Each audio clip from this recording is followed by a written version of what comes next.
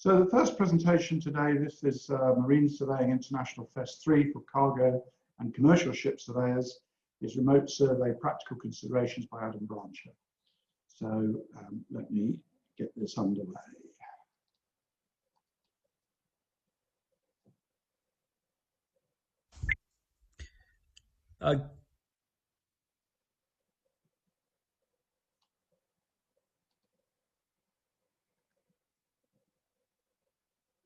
Good morning, everybody. My name is Adam Brancher, and I understand that I'm kicking off this Marine Surveying International FES number 3, the commercial ship stream. I'm very, very happy to do so. I'm talking to you from sunny Tasmania, which is an island off the south coast of Australia. Sorry guys, that's me just fiddling with the controls. I'll let it run.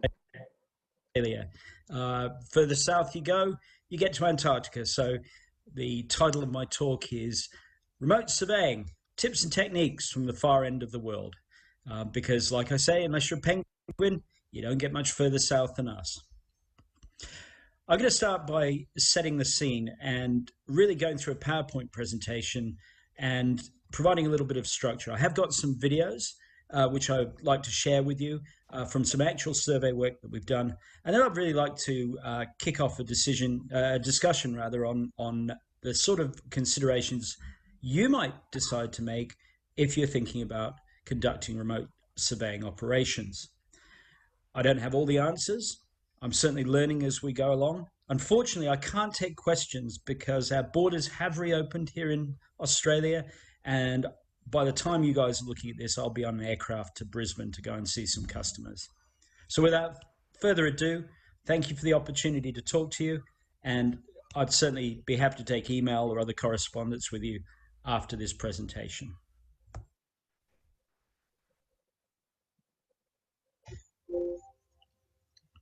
So what would you find yourself doing remote surveys? We've found ourselves doing them because travel restrictions prevented our physical attendance at a site or a vessel. We work in a heavily regulated part of the industry, and the regulator certainly requires periodic in and out of water surveys to be done at a particular time by a particular person by a particular way. Audit requirements fall at a particular time when you might not have the people available. We've certainly found that there are limits on slipway capacity or non-availability of facilities in many cases. And we've certainly found ourselves in the case where we've got a surveyor in a place, but maybe he isn't accredited for particular things. And of course, the final one, everybody is under financial pressure at the moment. And sometimes our clients are saying to us, well, why do you actually need to travel? Can you do it remotely?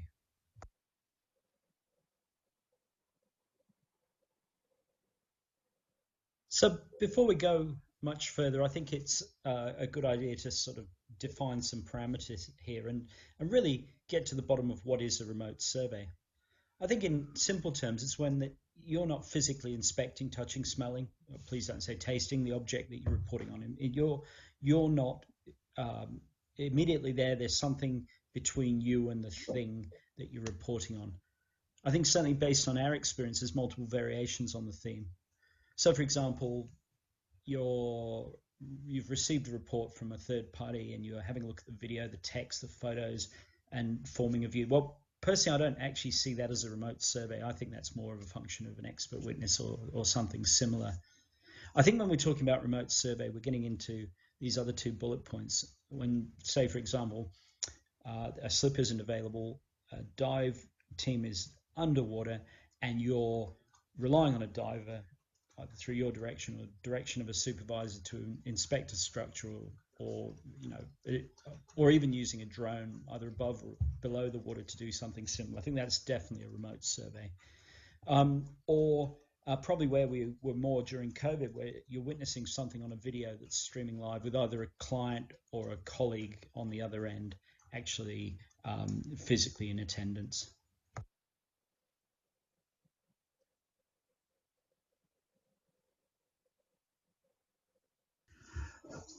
So before I wax lyrical on remote surveys and all the opportunities and how much money you're going to make because you only have to sit at home and your overheads are reduced and your profit goes up and you'll be retired by the time you're 50.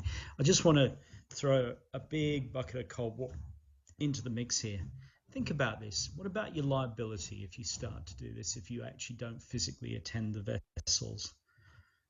What do your terms and conditions say about this? Terms and conditions exceptionally important. You'll hear a lot about this from other people during the course of the next day or so. Terms and conditions are certainly important. What do your insurers think about you conducting remote surveys? I suggest that you probably want to have this conversation with your P&I and other insurers before you head down this path. And here's the kicker right at the end, and I really want you to think about this. If you are surveying remotely, does it absolve you of any of your professional responsibilities? I'm probably going to say this, and I'll say this again during the course of this presentation. Remote surveying could be one of the most high-risk survey activities that you ever carry out. And I think you really have to be cautious about going down this path.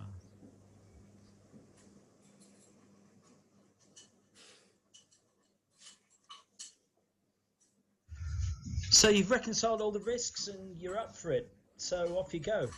I'd like to start with a video of a part of a periodic regulatory survey. That's similar to a class or certifying authority survey, which you may be more familiar with. I'm just going to set the scene. The Australian Maritime Safety Authority has formally agreed that we can survey 3 vessels which are owned by a single client in Victoria, which is some 600 kilometres to the north of us. A manager of periodic survey, Peter Keys, supported by a survey coordinator, Jess, those are the 2 voices you're going to hear, are directing a skilled company worker on site. A few points to note. We know all of these vessels intimately, from plate upwards, having supervised the builds. We look after this survey, this company fleet in 2 locations, know their staff extremely well. This is a top end company. I think it's also important to know these vessels are about 2 years old, so they're not old vessels at all, and we know how they operate. They're passenger vessels. And we're using a standardized checklist. I'd like you to watch where you've got the client in the split screen on the left-hand side, and Peter and Jess, and you can see the back of Sarah on the right-hand side, conducting the actual survey.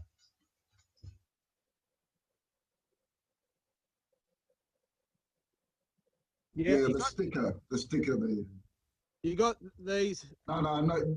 Yeah, okay, we'll get those. Well, show it back again. Yep, so they got the, that's 21. 21, what month was it? That's the year, 21. The month is January. All right, are you able to just hold that there for me, Dave, just so I can take a picture? Beautiful. All right. Got that one, and I'd better get the year as well, if possible, please. Yep. Beautiful, thank you.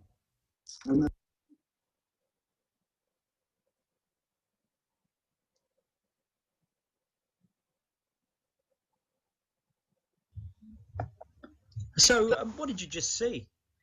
We were clearly looking in this instance at a hydrostatic release, checking it was correctly attached in date, that it was obviously ready for deployment. We had to do that on 3 of those vessels. Obviously, the first one's a little bit of a teether. The people on the other end get pretty good at it as it's going on.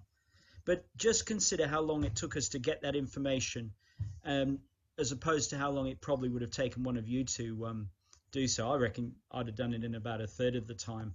And that's no reflection on the guys and girls involved. You notice that Jess had to get him to hold it in a particular way. We have to capture evidence of compliance for audit purposes, hence the request that she made. She's actually hitting and taking screenshots, which we're filing against the vessel, just as we would do for a normal survey. Additionally, we were filling in the survey forms at the same time. We have to do that concurrently.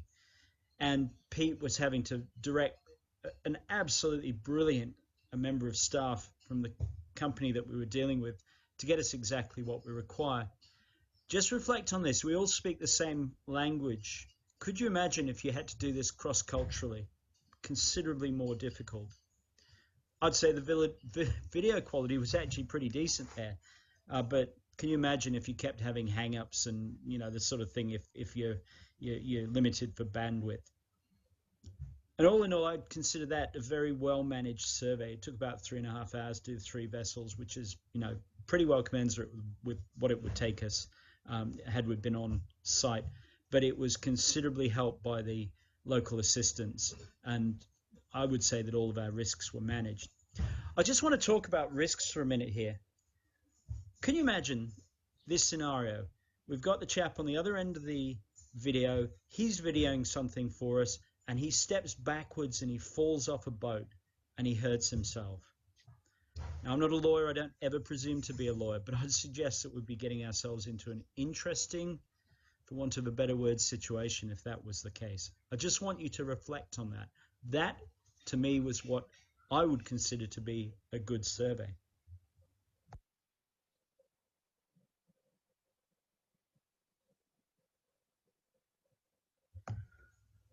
So probably what I'd like to talk to you about next is one of the more common forms of remote survey, which many of you will have conducted or been part of.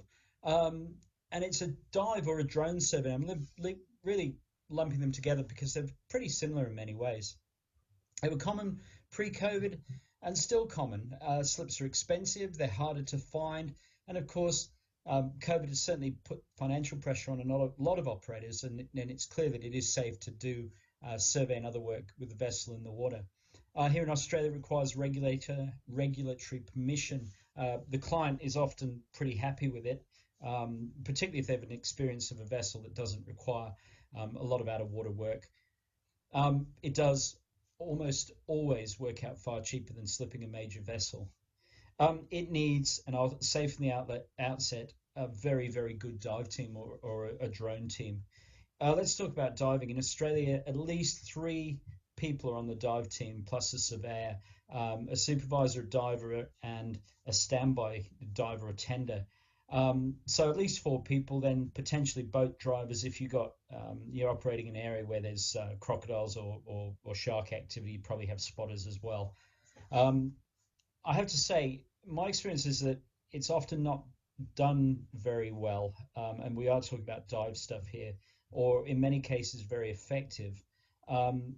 And a lot of it sheets back to the surveyor, and I'm going to put this back to you guys and girls out there. The factors that make it problematical include a lack of experience in the surveyors or the divers and the supervisors. There's a saying in the military, there's no such thing as a bad soldier, only a bad officer. Now, you guys are the officers in this case, and dare I say, your troops, your divers and your supervisors and so on and so forth. But there's often tension and misunderstanding of the relative roles. So if you find a good dive team, we certainly work with multiple decent dive teams in different states, hold on to them because they are like gold. But apart from the people involved, think about the vessels. Think about the water that you could be operating in.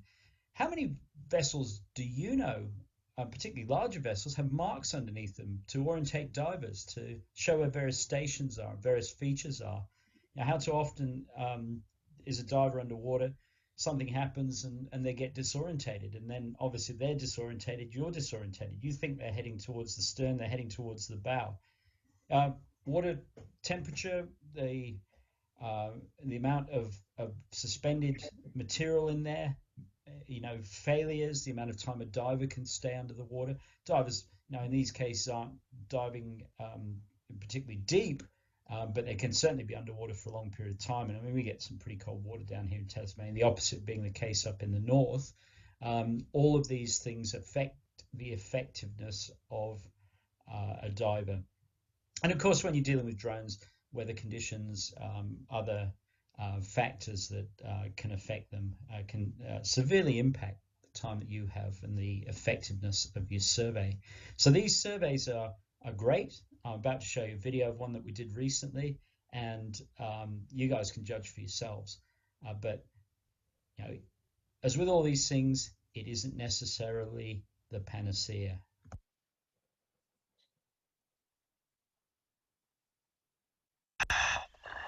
That plate goes probably in about 300 mil underneath the barge. Can't feel the weld. With two halves for joint except for right at water level here. Yeah, Pete reckons that's probably the one, mate. And it's looking good. Rightio, moving towards the stern of the barge. Diver's got one hand underneath to feel if there's anything protruding or stuck or anything like that.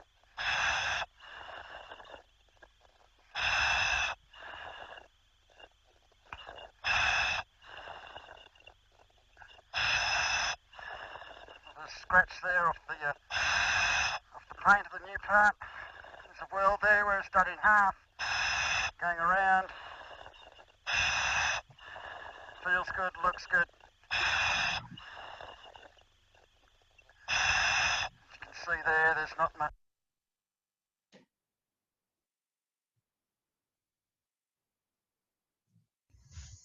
So I've grabbed a clip from a much longer dive survey, and I have to say I'm going to be pretty harsh on it and just use this clip by way of an example. The survey itself actually went pretty well for a number of reasons, which I'll touch on later.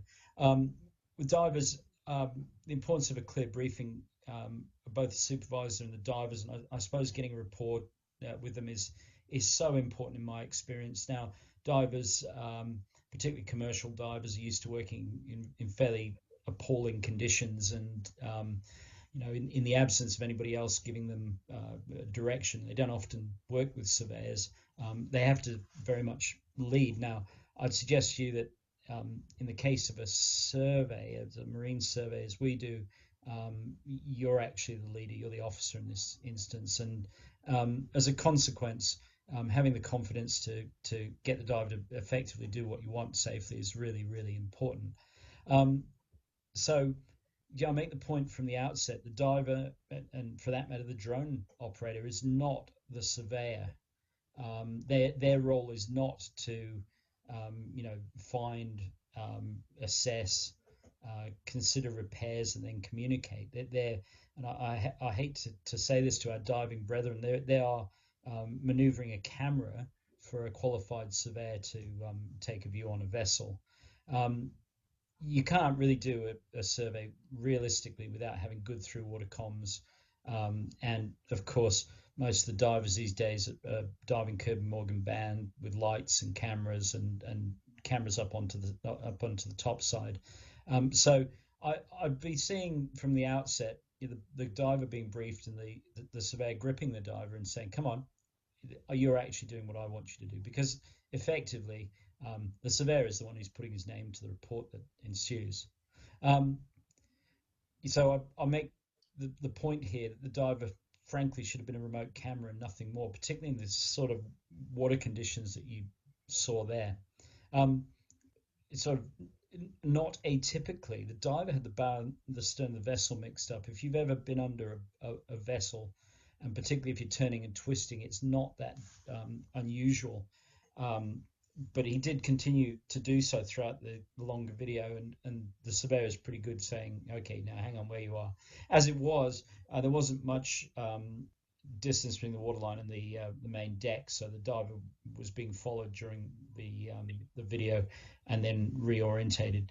And again, I'm not knocking this particular diver, but the diver's quality of a weld is irrelevant. It's up to the surveyor to determine it, unless, of course, they're a qualified NDT diver, of course, in which case then they probably would be running solo in these things.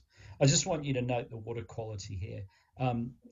Look, here's the reality of the thing. When you're dealing with divers sitting on a dive site are costing a client money. So what happens more often than not, the divers arrive, they get the gear ready and they say, yeah, here we go. And, basically that's what you have to deal with. That said, obviously, if you're in a situation where the tide and everything else is hoofing through there and you really can't see anything, then, you're in a different kettle of fish and realistically you should be standing in my view, and asserting yourself. Not being aggressive, but asserting yourself and pausing the survey until the conditions are better. Remember, go back to the beginning, you're still saving your client a considerable amount of money if you're going this way, and you know, a little bit of assertion, particularly with dive teams, I find doesn't actually hurt that much. So dive surveys in conclusion, fantastic, really, really valuable, but you're the surveyor, you're controlling your workspace, because ultimately you are going to take responsibility for the findings of that survey. And I think providing you recognize that and learn to work with different dive teams, then you're not going to go far wrong there.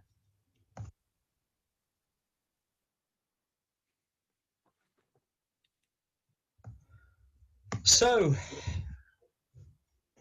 remote survey, what do I think the future holds here? I think that the cat is out of the bag. I think that there is a much, much greater acceptance, both within regulators, clients, be they our instructors or the vessel owners and operators, for remote surveys. Clients like them due the costs. You know, again, this perception that we can be in one place and look at clients in different parts of the world is, you know, partially, in my view, supported. And I suppose in particular, tech is improving, particularly with respect to things like wearables and the sheer amount of quality of video streaming and so on and so forth. I mean, an example in our business, we use some GoPros, and I recently purchased a GoPro. I think it's a Hero 8, which is one of the new generation GoPros. It is stunning. It's broadcast quality stuff, and we put it underwater with one of our older GoPros, and you know, it just immediately shines through. And you know, we don't even need to waterproof it down to, I think, about 5 meters. I haven't tried it much deeper than that. So that sort of technological advance, I think, will mean that you know, we're getting into a space where the fine detail is really being captured. That said, of course, you know, underwater videography is still very subject to the environment. So, you know, where one thing advances, it doesn't necessarily mean that one size fits all. I think I'm very clear that more training is needed for surveyors who conduct these types of survey. You know, I wouldn't say muddled through, because we thought about it, we planned, we briefed, and we're obviously working in many cases with people that are professionals of themselves. But I think in general terms that there needs to be a real understanding of the pros, the cons, the features, the benefits of remote survey, and some directed training for surveyors. I think IMS is perfectly placed to take the lead. And I think it's one of those things that isn't just the surveyors that need to be on point with this. It also needs to be our clients, and particularly some of the larger clients that instruct lots of surveyors. I think understanding, you know, how to ask for things and what to get in return is very, very important. I think it's inevitable that we'll see more use of drones, you know, underwater autonomous vessels, vehicles, and condition monitoring, live condition monitoring, augmenting traditional survey activities going forward. And I suppose it goes back to my previous point. It means that you guys and girls have to be lifelong learners in this space. And, you know, you've seen video of some of our chaps who, you know, well into their 60s, who are still embracing this new or evolving way of doing things. I think it's pretty exciting all around. The fact of the matter is this, is it's preaching to the converted here. You guys are on the end of this you know, day of surveyor training and education, because you do get that, and I commend you for that. I'm just going to show you some of the toys, and I'm just about to head to Brisbane. Like I said, I'm sorry I can't be with you, but I'd like to show you some of the bits and pieces that we're using, and particularly in the wearables, and give you a bit of a spiel on what we've got there. And I'll do that in the next slide before I conclude.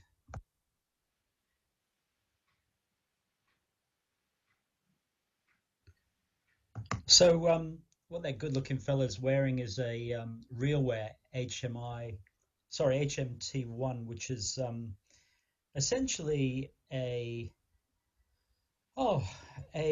wearable, hands-free, two-way communication device. At the risk of sounding all sort of Dick Tracy, basically, there is a camera. There's also a screen, so that eyepiece that I'm looking at is a screen, and essentially I can see a chopped down app version of a computer screen. The idea of this is that I can be out on site, or I can put somebody out on site, and I can be actually looking at them and looking at what they're doing through Zoom. And a lot of the issues that we had when you saw the camera work earlier ago. So essentially, if it's a client, I can see exactly what they're seeing. They can see, a diagram. The earpieces block out the ambient noise, and effectively, it just doesn't. You don't get interfered with when you're doing it. Now, the client that I'm taking this to up in Brisbane has a large fleet, so these things aren't cheap. But rather than me flying somebody or moving somebody when they have a particular issue and they've got a large number of vessels, they're able to basically get their guy or girl to put this on their head. It's a hard hat. We also have bump cap and so on and so forth. And they can go onto the site and we can really drill into the issue. The resolution is excellent, and we can share, we can video, we can just by voice, they can take photos and so on and so forth. So people are working on these things. And I suppose here's the reality, guys and girls. Nobody is going to be developing something like that just for marine surveyors, but I think we just have to be alert to opportunities and things that could potentially work for us. And let's talk about the cost of this. If I don't have to send a surveyor 4 times in the next 12 months, this will pay for itself, and the client will the client will just be so delighted that we're not just trying to interpret words or the odd picture or a wobbly video, but something we're actually right there looking at the thing, and we can go through our survey process, defect, assess, repair, and communicate.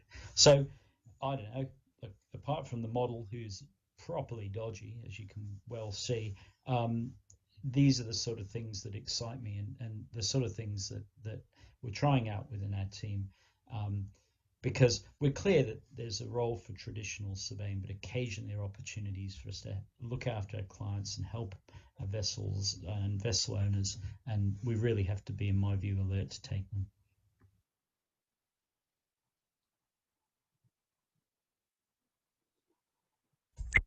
So look, I'd just like to say thank you for listening to my views on remote surveys and how we conduct them today, and how we think we might be conducting them going into the future at Kedge Marine Surveyors down in Tasmania.